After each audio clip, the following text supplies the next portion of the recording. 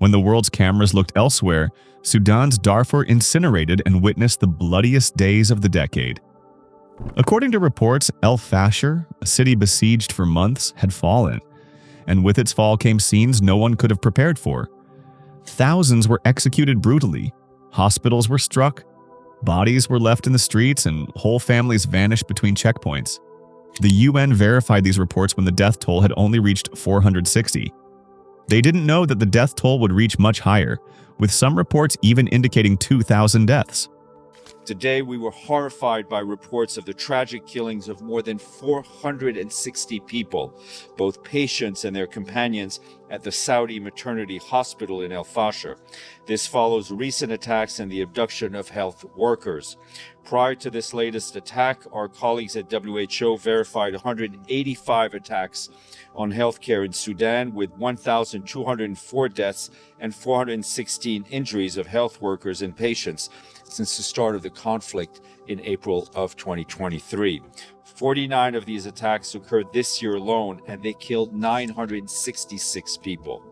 Our humanitarian colleagues tell us that people are continuing to flee El Fasher, and the International Organization for Migration tells us that more than 36,000 people fled between Sunday and yesterday. Witnesses were quoted as saying that men had been taken off the roads, separated from women and children, and shot where they stood. Videos circulated that rights groups later analyzed and said looked like summary executions.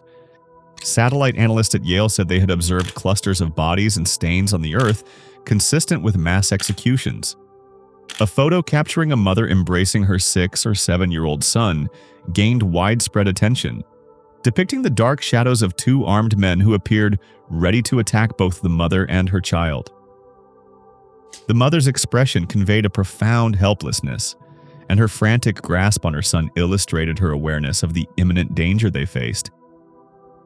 She understood that the bullet would soon be shot by the two militants, threatening to pierce both their bodies. The mother understood all too well that she was utterly powerless to save herself and her son from the approaching pain of death. The image captured the deep fear experienced by every mother in Sudan and the severe helplessness they endure under militant rule. Medical staff told reporters that patients in emergency wards had been shot while they lay on hospital beds. Médecins Sans Frontières described an overwhelming influx of people arriving on foot and in trucks to nearby Tawila, more than 1,000 in a single night, many in states of extreme weakness, malnourished, and dehydrated. Thousands fled on dangerous routes where fake wells and ambushes waited. One survivor described a trap. People walked a day without water, reaching a supposed well only to be met by militias who executed dozens and carted the bodies away to hide them. Those wells were spotted by people who were dying of thirst and exhaustion, and they ran toward them thinking they might find some water to relieve their suffering, but they were running toward their death. Human rights organizations, including Human Rights Watch and independent investigators, warned that the pattern here echoed earlier atrocities in Darfur. Encircle, cut off food and medicine, and then overwhelm the weakened population with arson, sexual violence, and bloodshed. But what can one do with this warning? Is this warning of any use to the trapped Sudanese? Shouldn't the human rights organizations do a bit more than issue only warnings? The Rapid Support Forces is the paramilitary group at the center of the assault. It has, over the course of this war, repeatedly been accused of grave abuses. Investigations by Amnesty, the UN, and others had previously flagged foreign arms and logistical flows to the RSF, and governments in the region had publicly accused outside actors of fueling the conflict. Those allegations mattered because the weapons and logistics people could trace were not just theater weapons. Investigators said they saw advanced foreign-made systems that did not originate inside Sudan. The International Court of Justice had been hearing an unprecedented case accusing one Gulf state of enabling elements of the violence. Independent reports and UN experts had described flights and shipments that raised concerns about re-export and embargo violations. And who is that Gulf state? It is the UAE, who is shamelessly delivering weapons to the RSF so that they can easily carry out the assaults that they have been carrying out to this day for the past 2 years and more. Displaced families said that those left behind were being held for ransom, which survivors couldn't pay. They recounted how some displaced men were detained simply because they could not meet high demands, and how those who could not buy their freedom were returned in worse states and sometimes not returned at all. The recorded numbers that aid groups and local networks were published. Hospitals overwhelmed with the wounded. Whole neighborhoods emptied. Tens of thousands displaced toward Tawila and beyond.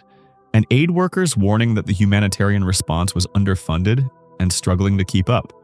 The raw footage channels, the ones run by the militias themselves, had sometimes been the clearest documentary evidence, showing fighters celebrating over corpses and posting images that rights investigators later used to corroborate witness testimonies. The fighters' self-documented brutality shows their pride in the daily civilian executions they carry out. But then a question arises. If such a high level of brutality and war crimes are happening in one part of the world, why is the world letting it happen? Why is the Western media ignoring it completely, as if everything is fine in Sudan? The answer is obvious but very bitter at the same time. When suffering touches populations the world sees as other, Arab, Black, Muslim, the outrage is quieter, the response slower, and the headlines shorter. It's not that the press was uniformly silent and ignored Sudan altogether. They did quote reports about Sudan once in a while, but the scale of human loss and the speed of the assault deserved far more than occasional headlines. It is an urgent matter. This war that has entered its third year should not have continued for even 3 months if the world had tried to. However, as a so-called Muslim nation, the UAE is exacerbating the situation with all its might, while the Western world ignores the suffering of Black Muslims. Consequently, the civil war in Sudan becomes increasingly brutal each day and year. This is what the Sudanese are asking the world. What happens when Muslims execute fellow Muslims, when neighbors turn on neighbors, and when tribes and revenge mix with geopolitics? The answer they heard from survivors was ordinary and terrible. No one can say when this darkness will lift. No one knows when the sun will rise in Sudan. Every morning the Sudanese wake and pray, but by dawn they face gunfire and violence, even in safe places like hospitals. More than 1,000 people reached Tawila in one night. Many were malnourished and wounded. Civilians who had reached hospitals to get themselves treated were circled and shot down while they were lying on the hospital bed. When atrocities became difficult to ignore in Sudan, some Western media outlets were compelled to report it. When the world has turned such a blind eye to the men, women, and children of Sudan, how can they ever expect any form of justice from this very same selfish world? That's all for today. If you found the video informative, please like it and subscribe to the channel. Jazakum Allahu khairan.